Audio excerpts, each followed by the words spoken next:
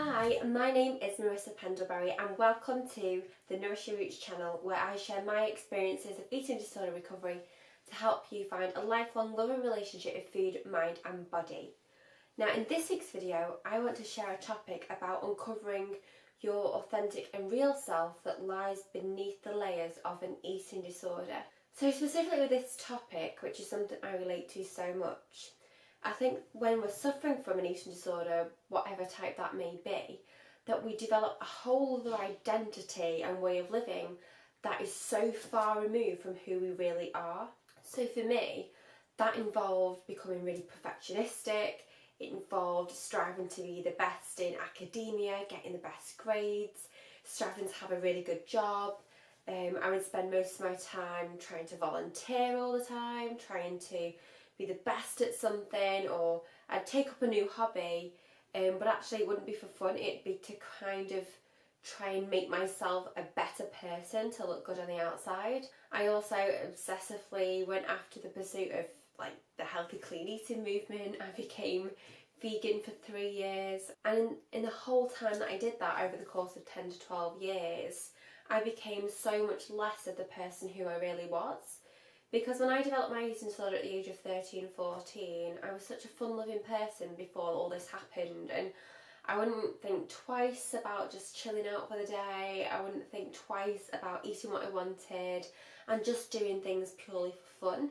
But when I had an eating disorder, I had to then move away from my creative side, such as things I used to love, painting and drawing and doing all sorts of other hobbies like music and running and athletics for healthy reasons because I enjoyed it.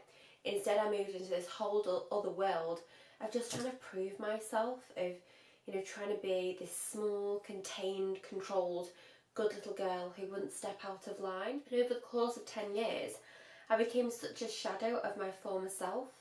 And I know this is something that other people struggle with in recovery also. So you might feel as though what you're interested in now isn't something that you necessarily want to be interested in the future.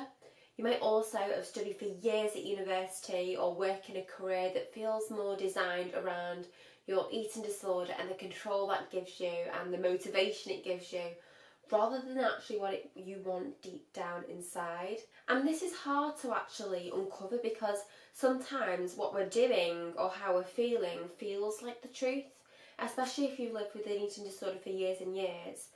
Or even if it doesn't feel like the truth, the very idea of giving up a career or academic qualifications or a particular life path can feel absolutely terrifying, especially if you feel that you'd be nothing without those things or nothing without your eating disorder.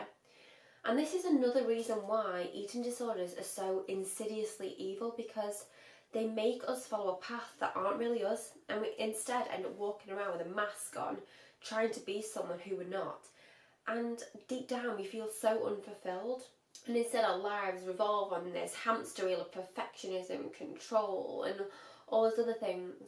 I can quite honestly say, when I started to recover fully and started to dig a little bit deeper about what I was really interested in and the things I loved truly, I started to realise that, academia, healthy eating, veganism, nutrition and all these other things weren't actually things that I was genuinely interested in. I couldn't give a damn about, although I'm interested in like ethical eating and doing what you can to help the planet, I don't think by any means like following like nutrition or being obsessed with healthy eating is the right path to go down, especially if you have an unhealthy relationship with food and body. However, what I found, sometimes purely through chance, was that I enjoyed more relaxing activities. So instead of running or walking around the block obsessively, sometimes I do actually prefer to put on a candle and do a little bit of yoga in my room, get out a pen and pencil and just draw. And I think only by withdrawing from my career and giving things up, I know it sounds really difficult, but only then was I able to see the truth. And I'm not by any means suggesting that everyone should just go and quit the job and throw all your qualifications in the bin. But I am asking you to question, did you follow those career pursuits or ambitions or qualifications just through the need to feel good about yourself and develop this fickle sense of self-esteem that allowed you to use your eating disorder to control and make you rigid and make you successful. Because that's what it does. It makes you so controlled and so in need to be perfect that it does sometimes make you really good at things. I'm not saying we're not clever, we are, and even though I got like good grades at university, that wasn't purely because of my eating disorder. However, it played a massive role in making sure I studied till like 2 a.m. in the morning, always carrying books around with me, and my whole life revolved around academia and work. Whereas now I have so much more balanced approach to life. And although my life path at the moment might not be what I'm doing in 5 to 10 years, I now have the choice what I want to do rather than following a set career path. And the way I've got to that place is simply by taking a step back and asking myself, are the things I'm doing, do they feel truthful to who I really am? Do they feel meaningful? And are they the types of activities that are going to make me happy in 10 or 15 years time, or even 20 years down the line when I might have my own family or other things that I want to do? And if the answer is no, then why are we sat around wasting our lives? And I know it sounds a bit deep, but I don't think any of us deserve to waste time, because our time on earth is so precious, and I think there's so much beauty in life to see. And if your career path or your current identity and the rigidities your eating disorder has created around your life, whether it's exercise, career, schooling, hobbies that are designed around control, then we really have to start understanding how to let those things go and uncover who we really are.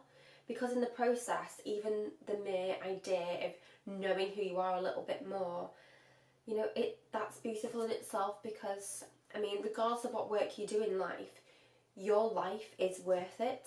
And something I'm getting my head around at the minute, because I quit my job a couple of years ago and it's caused a massive kind of life shake up for me.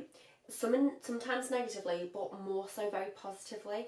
And I've had to understand that even if some days I don't feel like I'm working or doing enough, that's okay. Sometimes the mere fact of being here and being compassionate to myself, giving myself the time of day, that gives me the energy to be kind to other people and live my life the way I want to. I don't think any of us are designed to work on a hamster wheel in a job that we actually don't like. I know there's certain jobs that need to be done in order for society to run, but things like, you know, forcing yourself down the route of doing a PhD or forcing yourself down a career that'll make you feel successful, if that's going to affect your mental health in the process or your future fulfillment and happiness, then it just so isn't worth it. So within this video, to sum up, I just really want to ask you, are there some identities in your life or masks that you're hiding behind that make you feel like a good person, whether it's volunteering, work, school, whatever? And maybe is there something that you left behind in your past when you suffered from an eating disorder that you want to get back to? For example, do you want to start being more creative again? You know, just getting out a pen and pencil and drawing, or doing an activity purely for the fun of it and not because it's going to burn off X amount of calories or you're going to be seen as productive or feel like a good person for doing it. Ask yourself what gives you genuine heart fulfillment. And again, I know that sounds really cheesy, but I think the eating disorder leaves more voids in our lives than actual fulfillment. And when you kind of uncover the things that you are doing, you might say, actually, that's a bit of a black hole. That's just fickle and doesn't mean anything to me. And that's definitely what's happened to me. Like, I realised pursuing things like a PhD and all my academic studies, regardless of how good people I said I was at them, I've just said, you know what, sod it. That's not me anymore. Like, there's so many things I want to do. Like, I really love yoga and I'm currently training to be a yoga teacher at the minute in my spare time. And that gives me so much joy. And even helping you guys or speaking with you guys, like on YouTube and my social media channels, and like that, like you cannot put a price tag on that. And I've had so much time in the last few years to just write, whether it's a book or write blogs and speak to people and go to events around supporting positive mental health. And those are the things that make my life meaningful. Not a grade on a piece of paper or a job title that earns X amount of money. So is there anything you can understand what gives you fulfillment, and to just uncover some of those masks and throw them away? And even if you feel like you need your eating disorder or all those jobs to, you know, take control of your life, just know in your heart that once you get rid of them, there will be other things in there for you to hold on to and for you to find meaning in life. Just have hope that that's possible, and I'm sure that you'll eventually get to a stage where, like me, even if it sometimes feels a bit unstable at times, where you start to know who you really are. And when you've had an eating disorder or any other form of mental illness, that in itself is priceless.